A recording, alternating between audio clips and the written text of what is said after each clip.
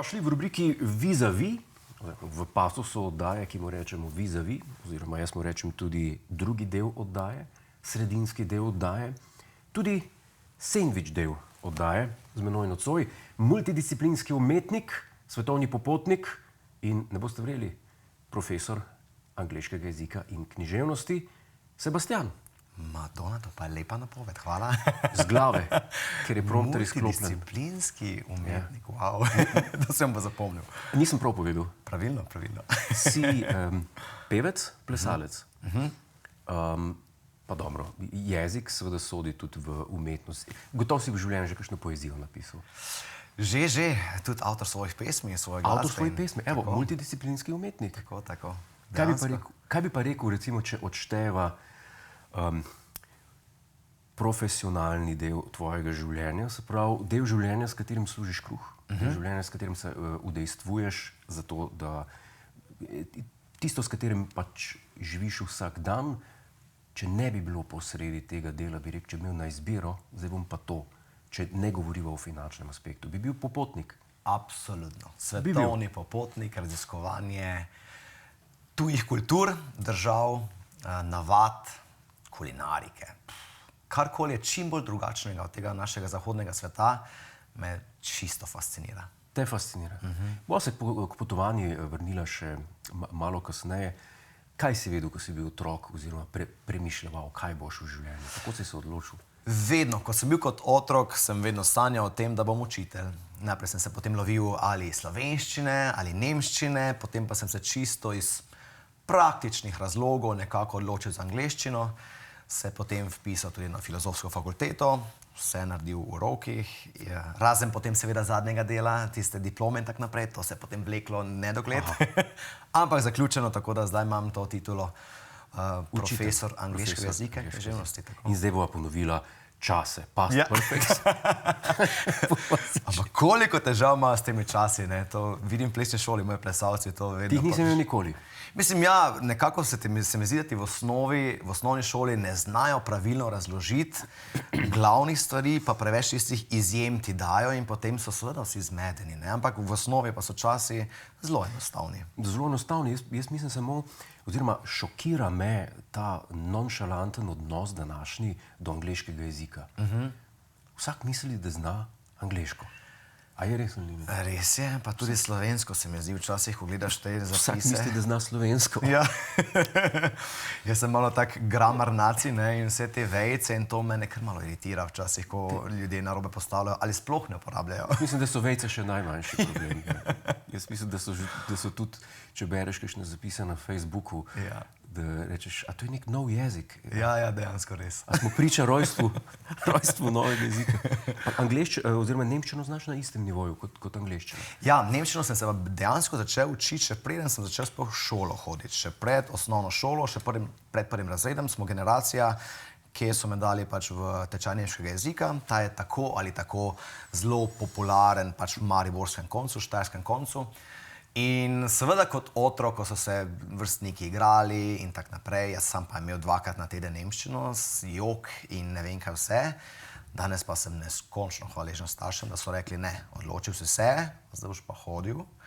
Ker dejansko sem danes popolnoma tekoč v govoru nemškega jezika in predavam na nemških kongresih in predavanjih, tako da zelo hvaležen. Vsem plesalcem vedno rečem mojim, ko se pogovarjamo, obvladajte računalnike, obvladajte jezike in boste imeli cel svet pred sabo. Gut, dann sprechen wir eben Deutsch. Ja. Was bedeutet Deutschland für dich als eine Nation? Ja, Deutschland nicht so viel. Imam podobno zgodbo kot ti. Mene so starši začeli zelo zgodaj učiti jezike tudi. Še pred vrtcem, pred angleško, nemško. Ker so bili mnenja, koliko jezikov znaš, toliko veljaš. To še zmer velja. Pa današnjem svetu sploh je to, se mi zdi zelo pomembno. In so rekli, da ja ne bom imel problemov z jezikom v življenju. Zdaj sem se pa v Italijo preselil. Poglej, pa boš tudi italijansko znal. Ja, zdaj pa zjam. Zanima me, ali se Španci na eni strani in Italijani na drugi strani med sabo razumejo. Jaz mislim, da približno ja. Približno ja, okej. Ja, jaz mislim. Gracias, grazie, To je meni kar podobno. Ker sem gledal enkrat San Remo, pa so bili tam voditeljica italijanska, Ricky Martin Španec in potem sta se kar med sabo sporazumevala, mislim, da brez in-ear prevoda. Bi si želel nastopati na San Remu? Bi bilo zanimivo. Pač jaz vse te stvari gledam kot na izkušnjo. Veš, pač vse svoje otroške sanje sem bolj kot ne odkljukal. Ja. To, kar se tega tiče, sem zelo pomirjen. In zdaj res vse te stvari gledam skozi prizmo izkušenj, mi bo dalo kako nov spomin, novo poznanstvo, nova druženja. To bi zagotovo bilo zelo zanimivo na tem nivoju neko preditev spremljati. Bi šel s italijansko pesmijo ali z nemško ali z angleško? Zanimivo. Ja, pa italijanski jezik v pesmi ima nek svoj naboj, ima nek svoj šarm. Že od časov Vivaldija in Monteverdija. Tako. Ti bi želel voditi San Remo? Vodil mogoče jih ne bi se pa tu pa tam pojavil s kakšnim štosom, recimo, spodrsnil bi se na bananinem olupku. Okay. To se mi zdi kvalitetna komedija za na to vrstni festival. No, držim pesti. Hvala. Jaz pa, da boš ti nastopil. Kdaj si začel s pevsko kariero? To me zanima. In ali se je rodila iz želje po učiteljevanju? Pevska kariera se rodi, v bistvu od malega ven, nekako sem vedno vedel, da bom znan. Vedno sem vedel, da bi želel nastopati, želel peti, želel plesati. Mogoče plesati niti ne toliko, to je prišlo dokaj kasneje, ampak vedno pa sem oboževal glasbo. Spal sem včasih ob glasbi, poslušal CD-je in ko sem legel posteljo zvečer, prižgal CD in se celo noč vrtelo do jutra. Tako da sem bil dejansko zelo obseden. In vedno vedel. Začelo se je pa potem pri mojih 19, takrat sem spoznal Natko in Zvoneta. Čisto po naključju se vpisal v plesno šolo, brez nekega večjega načrta. Takrat je bila oddaja Poglej za Deni. Natkina plesna šola je takrat nastopala na tej oddaji in sam sem želel nastopati, valjda kamere in oder in tak naprej. In pač to se mi je zdela najbližja stopnica do tega sveta. In potem se je čisto brez nekega velikega plana vse skupaj začelo 1, 2, 3 odvijati. Ker sem načeloma iz družine, ki absolutno ni estradna in nima s tem nobenega stika. Po očetovi strani imam sicer en kup enih pevcev, glasbenikov. To govorijo o poznih 90-ih. Tako. Ampak zdaj smo tam, kjer zelo sem hvaležen za svoje življenje in da se je vse skupaj tako razvilo, kot se je. Na nobeni točki ne bi ničesar spreminjal. In je bilo res legendarna pot. Čeprav to bo zdaj kaj? Več kot 20 let? Ja, hočem to nazaj. Moja prva pesem je leta 2000 praznovala 20. obletnico, torej zdaj 24 let. 24 let? Ja. To jaz vedno čestitam človeku, ki se v slovenskem, recimo temu show biznisu ohrani tako dolgo. Ja, pač meni je predvsem fascinantno, ker takrat se tega nismo mislili, seveda, ko smo pesem posneli, da bo ta pesem tako preskočila generacije in da bo še danes otroci v plesni šoli, recimo, ki takrat še niti rojeni niso bili, prišli in rekli, plesali bi na tvoje pesmi, ker sam sem tak, da v bistvu prej ne izberem svoje pesmi, kot pa jo izberem, ampak oni so tisti, ki jo želijo in je kar zanimivo potem te pesmi danes pet, še z vedno istim čustvenim nabojem in isto strastjo kot takrat, nič se ne naveličaš, ker dejansko, ko publika stoji pred tabo, je to neka posebna energija, no. Zelo obožujem te stvari. Misliš, da bi mogel danes vložiti drugačne napore v svojo kariero, pevsko, glede na to, v kakšnem času živimo, času YouTuba? Danes, koliko gledov imaš? Glasba, toliko veljaš. Ja, glasba danes funkcionira popolnoma drugače. In to smo mi, pač stara šola na nek način, prvi, ki smo pač priča temu. Tudi zdaj sem se nekaj dni nazaj pogovarjal z mojo prvo PR-ovko, Jurko, ki je zdaj nazaj v PR-ovskih vodah. Ona je bila tista, ki me takrat, leta, ne vem koliko, 2000, prva obvestila, Sebastian, tvoj album je na prvem mestu prodaje v Sloveniji. In sva se ravno o tem pogovarjala, da je današnja glasba, današnji glasbeni svet, kako funkcionira, kako se dela, kako se objavlja zadeve, popolnoma drugačen. Zanimivo je opazovati, predvsem imaš danes precej več medijev, precej več imaš stvari v svojih rokah, kar včasih je bilo bolj kot ne naveza z tiskanimi mediji in z TV medijem. Danes si pač z raznimi socialnimi omrežji in YouTubeom tak naprej veliko bolj sam svoj šef pod narekovaje. Če si glasbenik, se mi zdi, da se moraš kregati z drugim glasbenikom. Ja. Pa morate spote snemati. S kom bi se ti danes kregel, če bi snemal YouTube video? Jaz sem pa tako zelo nekonfliktna oseba, Madonna. Če se pa z mano skregaš, si pa šel preko vseh meja. Me prav zanima, kako bi izgledal tvoj, ko se reče temu, diskomat. Ja, si predstavljaš, ni to moj način. To je bolj hip-hoperske vode. Poperji smo bolj umirjeni. Ja, moram reči, da sem jaz isti. Jaz ne bi mogel tega posneti. Moj komad bi bil sam tako ti zbedak.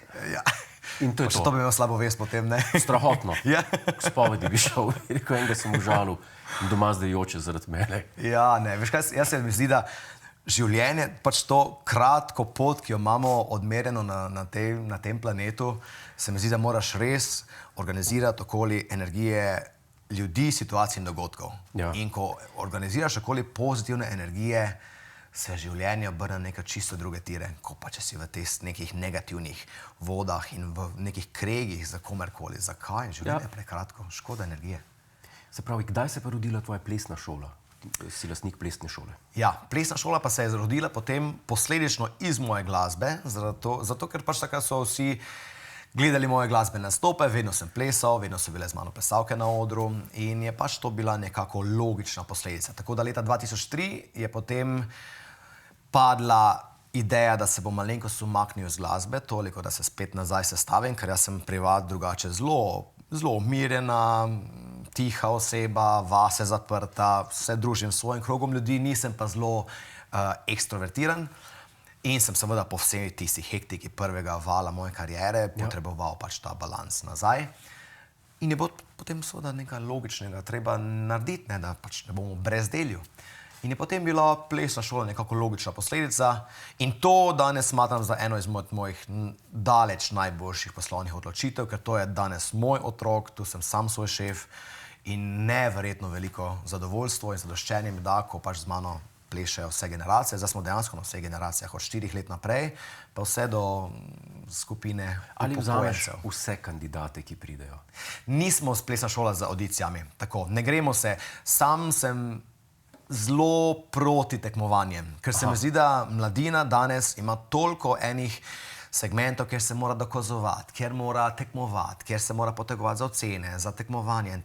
Se mi zdi, da v prostem času ne rabijo še dodatno se tam dajati sem pa tja.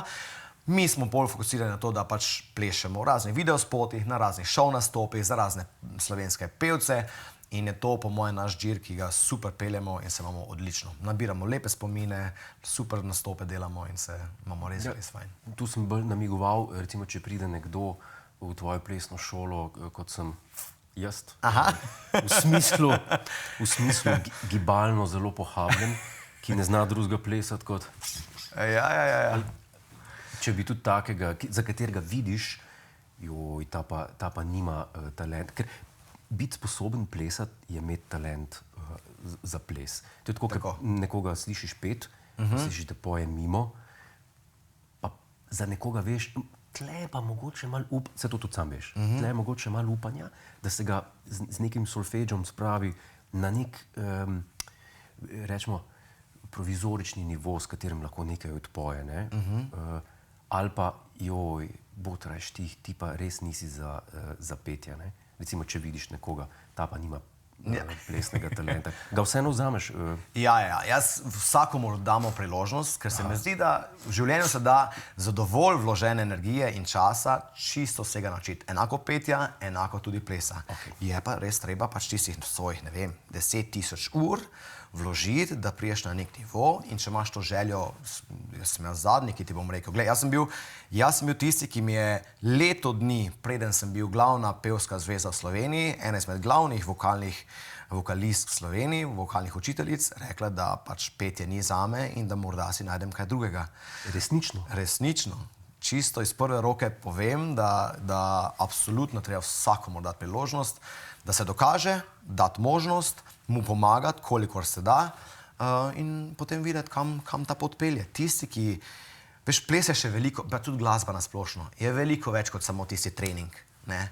To je še druženje, to je še tisti nastop, ki ga bodo otroci vedno potrebovali v življenju, ali je to pri referati v šoli, ali je to pri intervjujih za službo, to je vse, so vse popotnica, ki jo potem nabirajo čisto nevede skozi celotno otroštvo, da je potem na odraslih letih, ko pa dejansko zadeve štejejo, veliko, veliko lažje.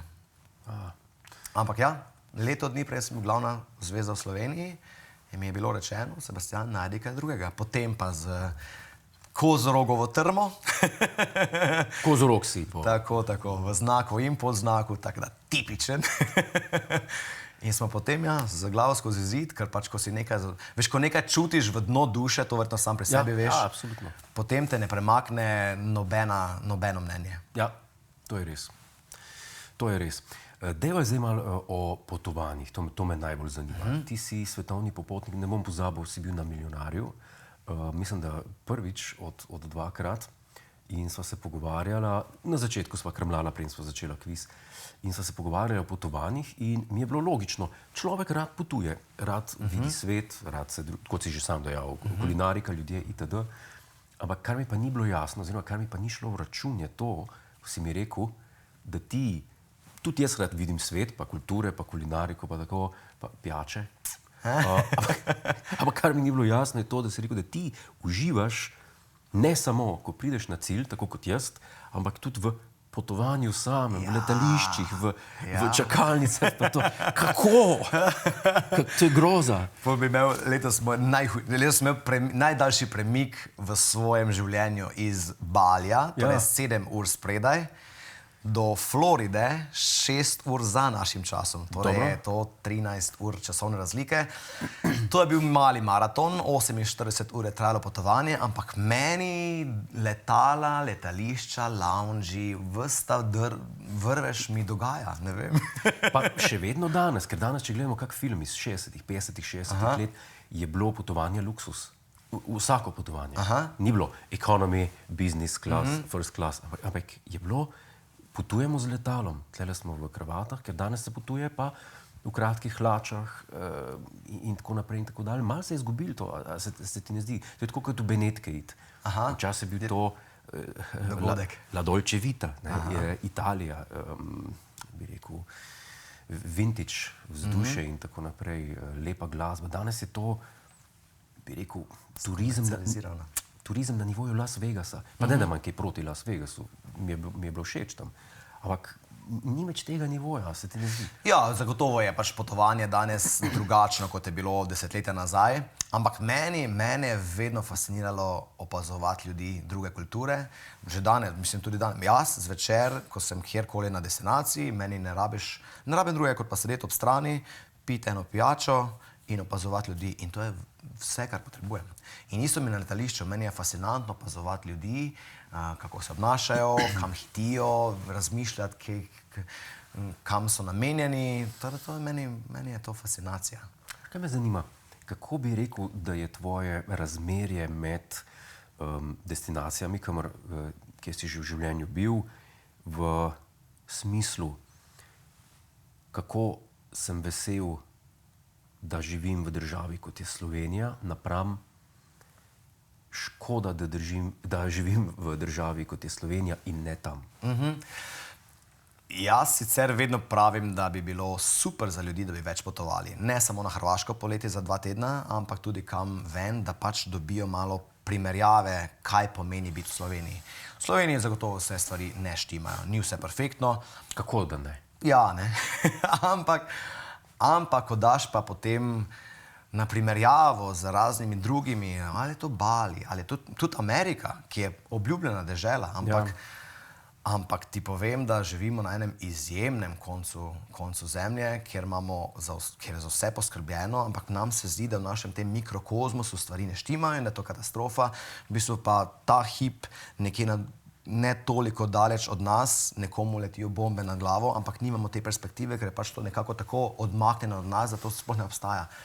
Ampak ko vidiš ti v Ameriki, v obljubljeni državi, ko tam, ne vem, brezdomci potiskajo tiste vozičke pred sabo, si misliš, tega v Sloveniji nimamo. Imamo nekaj brezdomcev, ampak vseeno nekako poskrbimo zanje in tega ne vidiš tako v obrazih. V parlamentu si. Ja, tako. O tem bi tudi lahko kaj še povedala. Tako je. Kaj je bilo pa, kar te iz tvojih potovanj najbolj šokiralo, da bi rekel, to me je pa najbolj prizadelo, življenje pa res ni fair? Ja, pač to je po moje predvsem, ko sem bil v Gani in ko vidiš to izjemno revščino. Ko vidiš, v kakšnih razmerah ljudje v 21. stoletju še vedno živijo. V času, ko je v obtoku največ denarja v zgodovini, ko je v obtoku največ hrane v zgodovini, da ljudje še vedno životarijo, da živijo od 100 evrov mesečne plače, da živijo v enih blatnih kolibah, to je pač, ne moreš si predstavljati, da je nekdo tako pozabljen od sveta. In zato se mi zdi pomembno potovati, da pač to perspektivo spet dobimo, ker sam sem vsako jutro hvaležen za to, da lahko živim tu, kjer živim. Imamo urejeno šolstvo, imamo urejeno zdravje, imamo urejeno to čisto vodo, streho na glavo. Ok, tu in tam kakšna poplava drži, ampak generalno gledano pa zadeve štimajo, vse te osnovne stvari. Ko pa greš po svetu, pa ni treba iti v Gano, Afriko, lahko greš že na Bali, obljubljen Bali recimo, raj na zemlji, pa vidiš tam, da so ljudje na res mizernih mesečnih plačah, izjemno prijazni, izjemno hvaležni za vsako stvar. Mi pa tukaj v totalnem luksuzu non-stop nekaj se pritožujemo, non-stop nekaj ne štima. In sam se probam čim bolj distancirati teh stvari in res imeti perspektivo svoje glave na tem, da sem res hvaležen za vse to, kar mi tukaj imamo. Si kdaj kaj ti je bilo slabo, si zbolel, si imel kakšne zdravstvene, te kdaj kaj pičlo? Ja, hvala Bogu ne, v Gani me je bilo zelo strah, ker cela Gana je pač na atlasu rdeča od malarije, torej, ne, ampak hvala Bogu nič ni bilo. Bali, hvala Bogu, Bali belja nisem imel sem pa pri zadnjem potovanju zdaj, ravno prejšnji teden, kar slabo izkušnjo, ampak ne na samem potovanju, torej v Budimpešti na končni postojanki, kjer sem bil še zadnji dan, ko sem pristal, so pa mi potaknili eno drogo, očitno, ne vem. V pijačo? Ja, mislim, da bo mogla biti hrana. V hrani? V hrani. Kakšen je bil razplet? Razplet je bil taki, da sem bil 10 ur nezavesten v bolnici in sem bil pri živem telesu in pri še pol zavesti opazoval, kako mi telo propada. In to je grozljiv občutek. Potem kasneje sem zvedel, da gre za neko GHB, nekaj takega drogo, ki je menda droga za posiljevanje. Hvala Bogu, se meni nič resnega ni zgodilo, ampak če to dobi katera punca, nima najmanjšega pogoja, da se pred komerkoli brani in je popolnoma preuščena. Paralizira? Popolnoma. Jaz sem zgubil zavest. Zadnja scena, ki se spomnim, je to, da so mi v rešilcu rekli, tukaj ležite, potem pa me je zmanjkalo 10 zvečer do 8 zjutraj. In se ne zavedam ničesar. Delali so mi vse možne teste, CT glave, EKG-je, toksikološke teste, urin, na droge, vse. Ničesar se ne spomnim. Ne, se to veliko zgodi, pa mi nič ne potaknejo. Aha, ok. Jaz pa sem ravno kar iz potovanja. Jaz poleti imam popolni detoks telesa. Sem na popolni plant-based hrani, jem enkrat na dan samo, pač delam 24-urne poste, tada telo je absolutno popolnoma razstrupeno vsega. Ne pijem, ne kadim, nikoli nisem bil pijan, delam te hladne tuše, v glavnem res se zavedam, da imam samo eno telo v tem življenju. Imaš rutine. Tako. Tako da sem res razstrupljen vsega in potem me je seveda vsaka taka stvar zelo iztiri. V mojem svetu to niti ni obstajalo, da me kdorkoli potakne, šele kasneje, naslednji dan je moja sestrična, svojo hčerko in tako naprej so začeli malo povezovati, veš kaj, Sebastian, to pa ni logično. In smo potem prišli do edinega logičnega scenarija, da je pač nekaj moralo biti v hrani. Sem pa v curku bljuval, da nekaj dejansko ni štimalo. In si te izkušnje res ne želim več ponoviti, je bilo enkrat dovolj. Previdnost velja. Ja, ko bi se vsaj zadrževal v nekih, ne vem, klubih, ali pa nenavadnih družb. Bil sem pa sam v restauraciji, kjer me poznajo, ker sem večkrat tam, indijska restauracija, indijska kuhinja je moja. In v Budimpešti imam svojo najljubšo restauracijo, mislim, imel sem jo. In ja, tako da je res zelo, zelo neugodna situacija. Ampak hvala Bogu se je lepo je šlo. V nevarnih časih živimo, kaj? Ja, vsem polagam na srce, če hodijo ven klube, prosim, bodite previdni in absolutno ne puščate pijače z nikomer. Prav nikomer. V današnjem svetu ne moreš zaupati nikomor več. Ja. Kakšne imaš načrte za prihodnost? Kaj te čaka? Kakšen velik koncert? reunion za nazaj. Reunion, to bi bilo, veš kaj, te moje bipopke, pa gemore, pa vse to, že toliko jih zvijam roke, dajmo. Veš, ker meni je poanta samo, dajmo nabrati čim več lepih spominov, dajmo dati ljudem čim več lepih utrinkov, ne? Ker pač imamo to možnost, zakaj pa ne? Samo veš, to je 7 glav skombinirati in najti čas in voljo in energijo in vse to, to je potem, sam sem deloholik, na eni strani, pa na drugi strani tudi nimam družine, tako kot imajo vsi ostali. In seveda imam potem več časa se s temi stvarmi ukvarjati. Ampak zdaj, absolutno moja prva prioriteta v življenju je nabrati čim več lepih spominov in čim bolj uživati življenje. Čim bolj ga zajemati za polno žlico. Tisto obdobje, veš, ko smo se gnali za čisto vsako stvarjo, ko si mogel pri vsaki stvari biti zraven, če ne se bo kar svet porušil, pa se nikoli ni.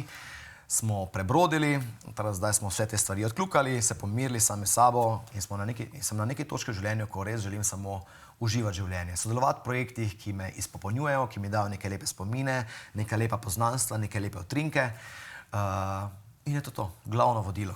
In tako se lotevam čisto vsake stvari v življenju. Jaz ti želim še veliko uspehov na poslovnem področju in pa predvsem pri tvojih potovanjih, pa da boš previden, pa si kupil en skener, ki pregleda hrano pa pijačo.